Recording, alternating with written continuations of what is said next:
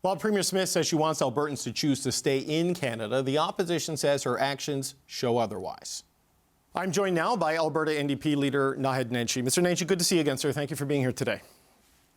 David, I think we should just make it Alberta Fridays on Power and Politics now, at least for the next 5 months or so. It is a continuing focus of our coverage, that's for sure. Look, you've heard Premier Smith's arguments for why she's going this route for the referendum question. Just start with the question itself. What do you make of this multiple choice compromise she's landed on? It's garbage, if I can be that blunt. And what it really does is it kind of drops the mask. So she's doubling, tripling, quadrupling down. And I know she said this to you in the show earlier. 700,000 Albertans asked for this. It's just not true. You know, I'm used to lying and gaslighting from this government, but this is extraordinary. So here's what we do know. We do know that 400,000 people signed a petition to stop her from having a referendum. And listen, I was all over the province last summer. We knocked on over 200,000 doors. We had events with thousands of Albertans, and these Forever Canada people would come and get their signatures. So I met them, I talked to them, and it was very clear they didn't want the referendum. They certainly didn't want to be the scapegoat for a separatist referendum. And as for the 300,000 who purportedly signed the pro-independence referendum, the pro-separation referendum, remember the data breach.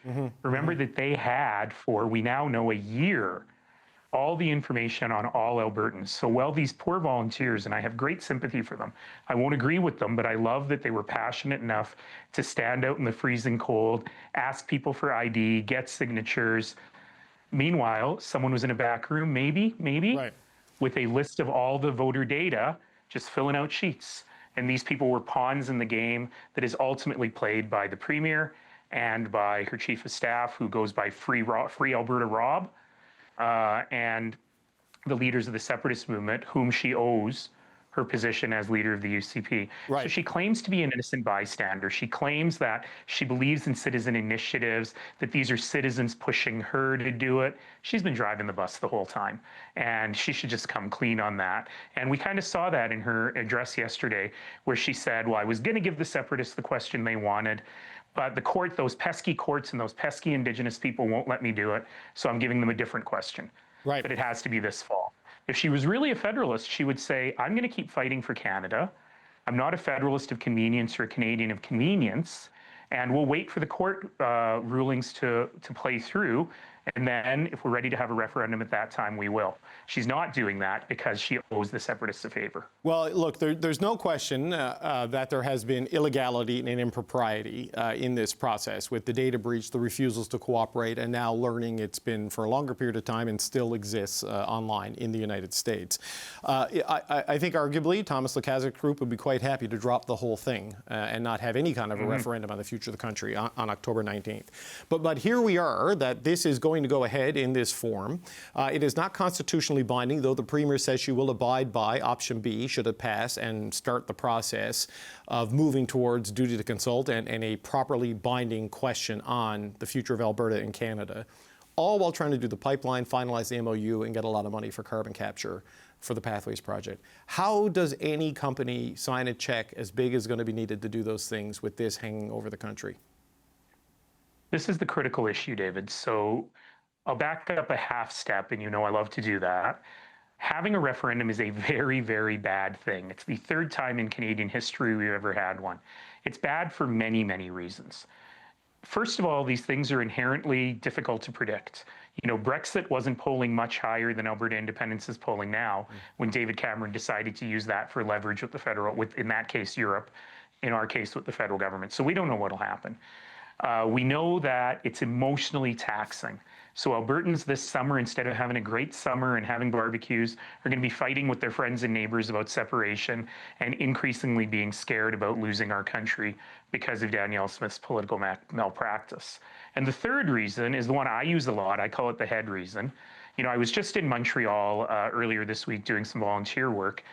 And I was reminded that in the late 1960s, Montreal was the capital of the world, the cultural capital, the financial capital, an incredible place. And arguably, Quebec has gone through 60 years of economic malaise, over 350 head offices left. Some of them ended up right here in downtown Calgary.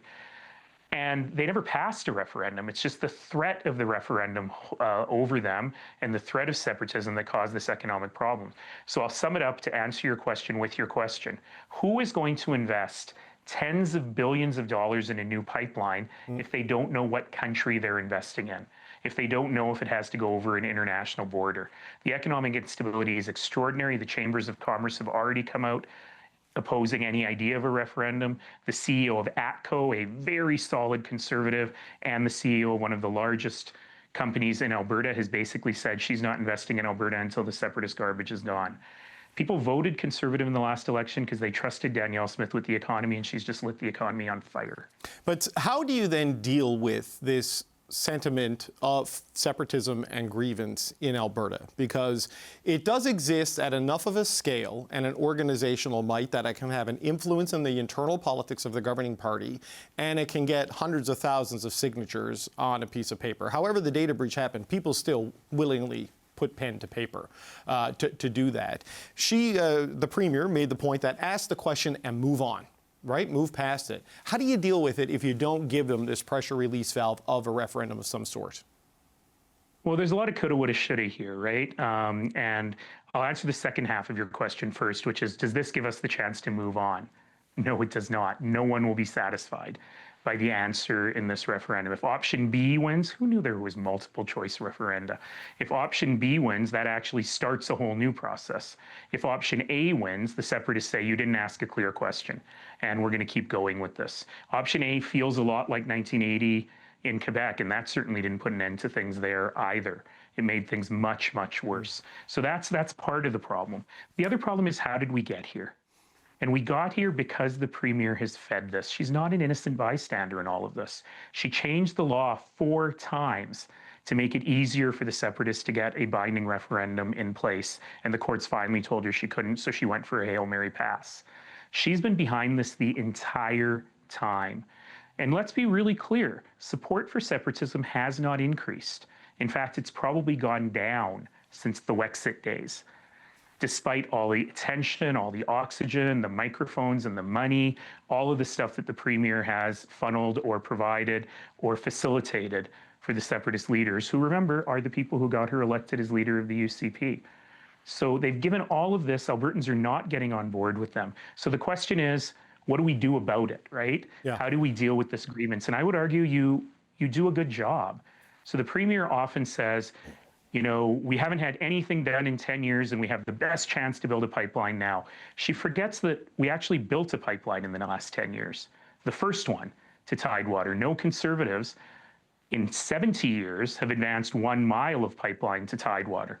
The New Democrats and the then federal government actually got one built. And that's the only thing that's saving her budgetary bacon right now, is the money off the Trans Mountain expansion. So I would argue you deal with grievance by actually being a good Premier, by doing a good job, by building better public services, a better economy, by dealing with the cost of living. But what she's done is taken people's grievances and said, you got to blame somebody else.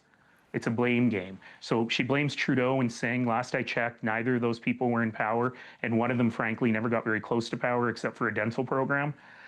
She blames them because she has no one else to blame. She's a Canadian of convenience here. But she wants people to be angry at Ottawa.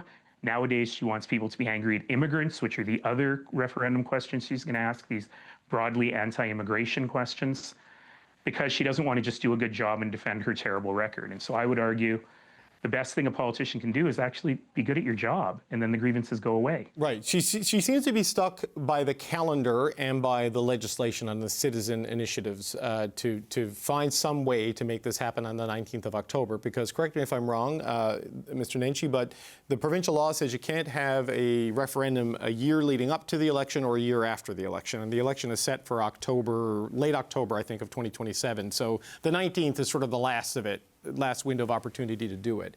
But if the let's move towards a proper separatism referendum side wins, how does that work in terms of the calendar with the election coming in within a year? I mean, does the UCP have to run as a separatist party? I mean, how do you credibly then move to that process in what is scheduled to be an election year in the province of Alberta?